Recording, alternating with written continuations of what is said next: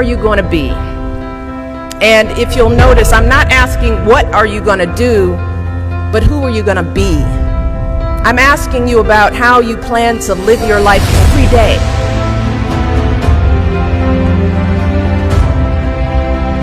How are you going to respond when you don't get that job you had your heart set on?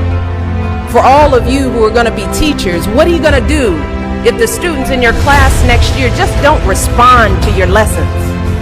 For all of you going into business, how will you react when your boss gives you a goal that feels way too high? See, these are the moments that define us. Not the day you get the promotion, not the day you win Teacher of the Year, but the times that force you to claw and scratch and fight just to get through the day. The moments when you get knocked down and you're wondering whether it's even worth it to get back up.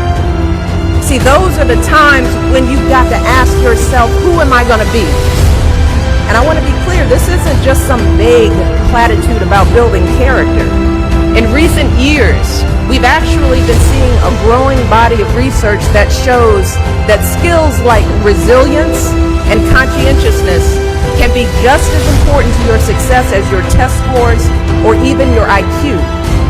For instance, West Point cadets who scored high on things like grit and determination were more likely to complete basic training than those who ranked high on things like class rank, SAT scores, and physical fitness. So what we're seeing is that if you're willing to dig deep, if you're willing to pick yourself up when you fall, if you're willing to work and work until your weaknesses become your strengths, then you'll develop a set of skills that you can mold and apply to any situation you encounter, any job you might have, any crisis you might confront. But you got to make that choice. Who are you going to be? And let me just share just a little secret before I end. As someone who has hired and managed hundreds of young people over the course of my career, whether it was during my time as a lawyer, as an administrator, as a university, a nonprofit manager, even now as First Lady, I have never once asked someone I was interviewing to explain a test score or a grade in a class. Never.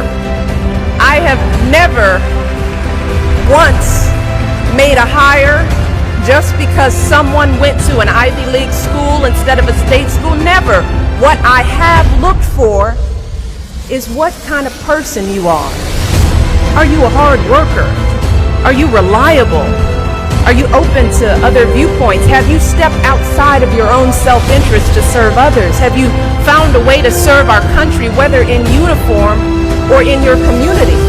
Again and again, I have seen that those are the qualities that I want on my team, because those are the qualities that move our businesses and schools and our entire country forward.